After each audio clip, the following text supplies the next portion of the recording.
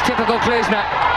No messing. He's had 2 deliveries, hit both for 4. Lance Klusener ஒரு தெளிவான அதிரடி allrounder. இவர் அறிமுகமானது நம்ம இந்தியா டீமுக்கு ஆப்போசிட்டா தான். இந்தியாவுக்கு ஆப்போசிட்டா இவர் அறிமுகமான அந்த முதல் டெஸ்ட்ல முதல் இன்னிங்ஸோட பவுலிங்ல இந்தியா டீமோட கேப்டன் அசாருதீனால க்ளூஸ்னரோட ஒரே ஓவர்ல தொடர்ந்து 4 பவுண்டரி அடிக்கப்பட்டு சர்வதேச கிரிக்கெட்டுக்கு வரவேற்கப்பட்டவர். அந்த மேட்சோட ஸ்டார்டிங் அப்படி இருந்தா கூட போக போக சூப்பரா பவுலிங் பண்ணி அவர் அந்த டெஸ்ட்ல மொத்தமாவே 64 ரன் மட்டுமே விட்டு கொடுத்து 8 விக்கெட்ஸை எடுத்து தன்னுடைய போராட்ட குணத்தை கிரிக்கெட் உலகிற்கு வெளிச்சம் போட்டு காட்டியவர் தான் க்ளூஸ்னர்.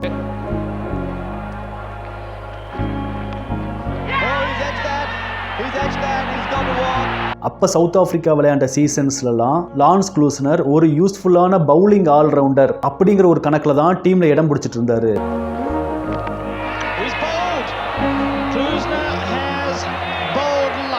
டெஸ்ட்ல அப்படின்னா ஒன் டே மேட்சஸை பொறுத்த வரைக்கும் தனது பேட்டிங்கால க்ளூஸ்னர் தொட்ட உயரங்கள் மிக அதிகம். சவுத் ஆப்பிரிக்காவோட ஹன்சி குரோனியே கேப்டன்சிக்கு கீழே வேர்ல்டு கப்பை மட்டும்தான் வின் பண்ண முடியல அப்படிங்கிற ஒரு குறைய தவிர மொத்த கிரிக்கெட் உலகமும் தனக்கு கீழே அப்படின்னு வச்சிருந்த காலம் தான் அது.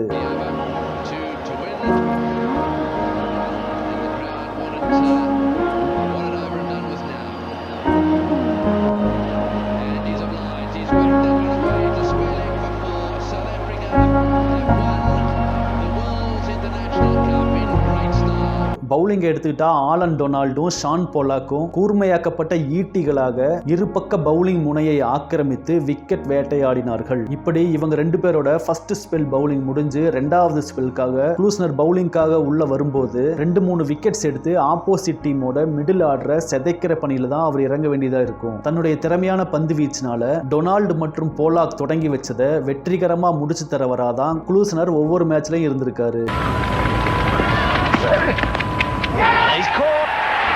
அதீத சிக்கனமும் துல்லியமும் க்ளூஸ்னரின் பவுலிங்கில் தெரிக்கும். விக்கெட் டு விக்கெட் பவுலிங் போறதுலையும் யார்கர் போறதுலையும் இவர் ஒரு எக்ஸ்பர்ட்னே சொல்லலாம்.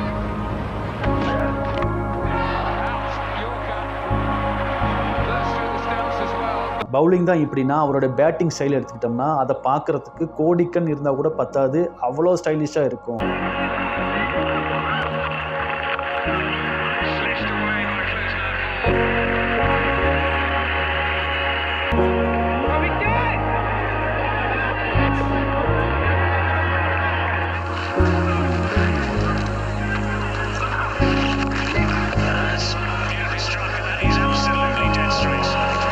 அப்ப இருந்த சவுத் ஆப்பிரிக்கா டீமோட லைன் அப் படி Gary Kirsten, Gibbs, Cullinan, Cronje, Kallis, Jonty Rhodes அப்படின்னு பெரிய பெரிய கைகள்லாம் ஓஞ்சு போகும்போது மட்டும்தான் க்ளூஸ்னருக்கு அவருடைய திறமையை காண்பித்து ஆடும் சான்ஸ் கிடைக்கும். அதுவும் பல சமயங்கள்ல கடைசி 4 ஓவர்ல 2 விக்கெட் மட்டுமே கையில வச்சுக்கிட்டு வின் பண்றதுக்கு சாலிடா 50 ரன் தேவைப்படுற நிலையில கூட எல்லாத்தையும் அவன் பார்த்துப்பான் அப்படிங்கிற பிரஷரை க்ளூஸ்னருக்கு கொடுத்துட்டு கன்ஃபார்மா வின் பண்ணிடுவோம் அப்படின்னு ரொம்ப ஜாலியா இருப்பாங்க இந்த பெரிய கைகள்.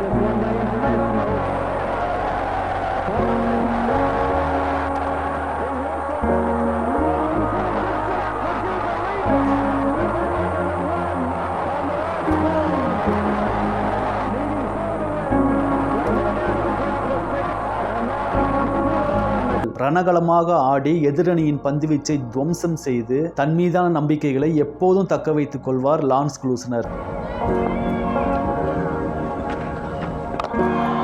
He's taken the aerial route and in style. No messing around there, Lance Klusener. One bounce over the rope at long on. அவர் மொத்தம் விளையாண்டது 171 ODI மேட்சஸ்.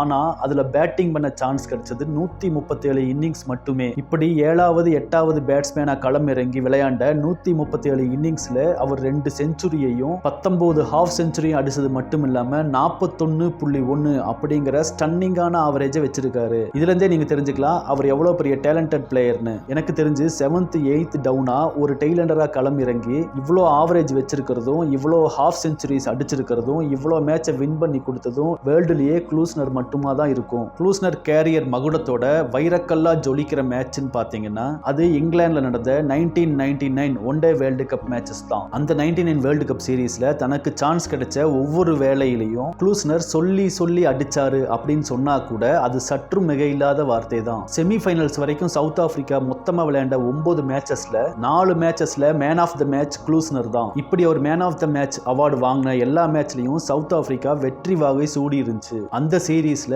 க்ளூஸ்னர் இறங்கி விளையாண்ட 8 மேட்சஸ்ல 2 ஹாஃப் செஞ்சுரியோட 250 ரன்னையும் அதோட சேர்ந்து 17 விக்கெட்டையும் கைப்பற்றி அசத்தி இருந்தாரு க்ளூஸ்னர். வேர்ல்டு கப் சீரீஸ்ல க்ளூஸ்னரோட அபாரமான சாதனை இது. அப்ப ஆஸ்திரேலியாவோட நடந்த செமிஃபைனல்ஸ் மேட்ச்ல கிட்டத்தட்ட தன்னுடைய சவுத் ஆப்பிரிக்கா டீமை ஃபைனலுக்கே கூட்டிட்டு போய் சவுத் ஆப்பிரிக்கா டீமை தொடர்ந்து துரத்திட்டு வந்த வேர்ல்டு கப் துரதிருஷ்டத்தினால வாய்ப்பை தவற விட்டு இருந்தாரு. அதிர்ஷ்டம் அவங்களுக்கு கை கொடுத்திருந்தா க்ளூஸ்னரோட அதிரடியால கண்டிப்பா அந்த வேர்ல்டு கப்பை சவுத் ஆப்பிரிக்கா வின் பண்ணிருப்பாங்க. ஆஸ்திரேலியாக்கு ஆப்போனன்ட் நடந்த அந்த செமிஃபைனல்ஸ் மேட்ச் ரொம்ப இன்ட்ரெஸ்டிங்கான மேட்ச். ஃபர்ஸ்ட் பேட்டிங் பண்ண ஆஸ்திரேலியா 213 ரனுக்கு ஆல் அவுட் ஆகி சவுத் ஆப்பிரிக்காக்கு 214 ரன் டார்கெட்டா பிக்ஸ் பண்ணியிருந்தாங்க.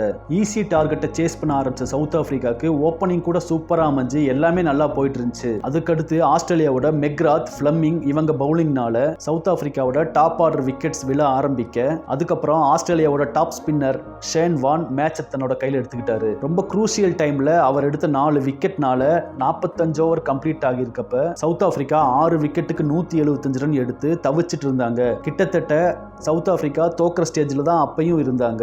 சவுத் ஆப்பிரிக்கா வின் பண்ணணும்னா மிச்சம் இருக்கிற 5 ஓவர்ஸ்ல 39 ரன் எடுக்கணும் அப்படிங்கிற கட்டாயம். வழக்கம் போல க்ளூஸ்னர் தனது அதிரடியை தொடர்ந்து ஆடிட்டு இருக்க மறுபக்கம் சவுத் ஆப்பிரிக்காவோட வேறு விக்கெட்டுகள் விழுந்த வண்ணம் இருந்தன. 49 ஓவர் முடிவில் ஸ்கோர் சவுத் ஆப்பிரிக்கா 9 விக்கெட்டுக்கு 205 ரன் இருந்தாங்க. கடைசி ஒரு ஓவர்ல 9 ரன் எடுத்தா வின், கைவசம் ஒரு விக்கெட் தான் இருக்கு அப்படிங்கிற ரொம்ப டைட் சிச்சுவேஷன் அது. ஆனா அந்த சிச்சுவேஷன்ல கூட க்ளூஸ்னர் கொஞ்சம் கூட கலங்கினதா தெரியல. கடைசி ஓவரை போட வந்தது டேமியன் ஃபிளமிங். அன்னைக்கு டேட்டுக்கு ஆஸ்திரேலியால மெக்ராத்துக்கு அடுத்து ஃபிளமிங் தான் முக்கிய ஸ்ட்ரைக் பவுலர். அவர் போட்ட ஃபர்ஸ்ட் பாலை மீட் பண்ண க்ளூஸ்னர் எக்ஸ்ட்ரா கவர் திசையில அறையப்பட்ட பந்து ராக்கெட் வேகத்துல பவுண்டரியை கடந்துச்சு.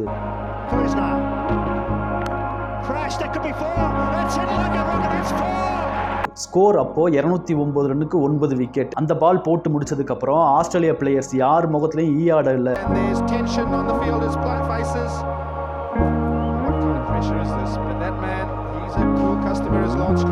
டேமியன் ஃபிளமிங் அடுத்த பால அரவுண்ட் த விக்கெட்டா ஒரு இன்ஸ்விங் யார்க்கரா போட ட்ரை பண்ண ரிசல்ட் என்னவோ சேம் அப்படின்னு தான் ஆச்சு. அதே எக்ஸ்ட்ரா கவர் டைரக்ஷன்ல அதே ராக்கெட் வேகத்துல இன்னொரு boundary அடிச்சிருந்தாரு Klusener.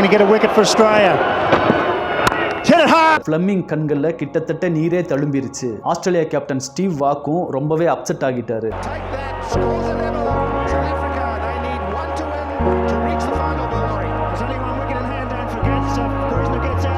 South Africa score ஆஸ்திரேலியாவோட ஸ்கோரான 213 அப்படிங்கிற சேம் சிச்சுவேஷனா அடைஞ்சிட்டாங்க. அடுத்து இருக்கிற 4 பால்ல வின் பண்றதுக்கு ஒரே ஒரு ரன் மட்டுமே தேவை அப்படிங்கிற நிலையில ஃபிளமிங் போட்ட அடுத்த பால்ல க்ளூஸ்னர் தன்னை ஆசுவாசப்படுத்திக்கிறதுக்காக ஸ்ட்ரோக் வச்சு ரொம்ப கவனமா ஆடினாரு. அப்படி ரொம்ப கவனமா க்ளூஸ்னர் வச்ச அந்த டிஃபென்ஸ் ஷாட்டை ஆப்போசிட்ல நின்ற டொனால்ட் தேவையே இல்லாம அவசரப்பட்டு சிங்கிள்ஸ் எடுக்க ஓடி வந்து படாத பாடுபட்டு ஒரு வழியா கிரீஸ்குள்ள வந்து சேர்ந்தார் டொனால்ட். ஸ்கோர் அப்போ 43.9 ஓவர்ல 213 ரனுக்கு 9 விக்கெட்டுகள். வின் பண்றதுக்கு இன்னும் ஒரு ரன் மட்டுமே தேவைங்கிற நிலை. ஆனா அடுத்து வரப்போற 3 பால்ல ஒரு ரன்னை சவுத் ஆப்பிரிக்கா ஈஸியா எடுத்துரும் அப்படின்னு ஆஸ்திரேலியா டீம்காரங்களே நம்பிட்டு இருக்கிற சமயத்துல சவுத் ஆப்பிரிக்காவோட வேர்ல்டு கப் தொடர் துரதிர்ஷ்டம் தனது வேலையை காமிச்சது.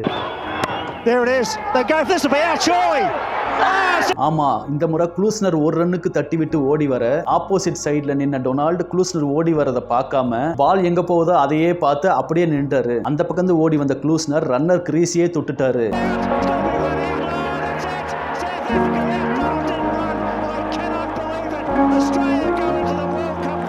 அதுக்குள்ள சுதாரிச்சுக்கிட்டு ஆப்போசிட் சைடு கிரீஸை போய் தொற்றணும்னு அப்படின்னு ஓடி வந்த டொனால்ட் ஓடி வந்து ரீச் ஆகிறதுக்கு முன்னாடி ஆஸ்திரேலியாவோட மார்க் வாக் பண்ண சூப்பர் த்ரோல கில்கிறிஸ்ட் பிடிச்சி ஸ்டம்ப் பைல்ஸை தட்டி விட டொனால்டு ரன் அவுட் ஆனாரு. இருந்தாலும் மேட்ச் டை தான் ஆகியிருந்தது. South Africa தோக்கல. ஆனா அங்கேயும் விதி சவுத் ஆப்பிரிக்காவுக்கு துரதிர்ஷ்டமாக அமைஞ்சது. அதுக்கு முன்னாடி இந்த சீரீஸ் லீக் மேட்ச்ல சவுத் ஆப்பிரிக்காவை ஆஸ்திரேலியா ஜெயிச்சிருந்த காரணத்துக்காக சவுத் ஆப்பிரிக்காவை பின்னுக்கு தள்ளிட்டு ஆஸ்திரேலியாவை ஃபைனல்ஸ்க்கு அமிச்சிட்டாங்க ஐசிசி. ஆஸ்திரேலியாவும் ஃபைனல்ஸ்க்கு போய் கப் அடிச்சது தனி கதை. இந்த சீரீஸ்ல சவுத் ஆப்பிரிக்கா செமி ஃபைனல்ஸ் மேட்சோட வெளியேறி இருந்தா கூட player of the series award Lance க்ளூஸ்னருக்கு அவருடைய சிறப்பான ஆட்டத்திற்காக வழங்கப்பட்டது. அதே வருஷம் கிரிக்கெட் உலகின் பெருமை மிகு விருதாக கருதப்படும் Wisden player of the year அந்த விருதையும் வென்றெடுத்தார் Lance Klusener. Lance Klusener South Africa டீமோட பிளேயரா இருந்தா கூட 90களின் இறுதிகளில் கிரிக்கெட்டை சுவாசித்த அகில உலக ரசிகர் நெஞ்சங்களில் இன்றைக்கும் நிறைந்திருப்பவர்களில் குறிப்பிடத்தகுந்த வீரர் க்ளூஸ்னர். நினைவில் நின்ற வீரர்கள் வரிசையில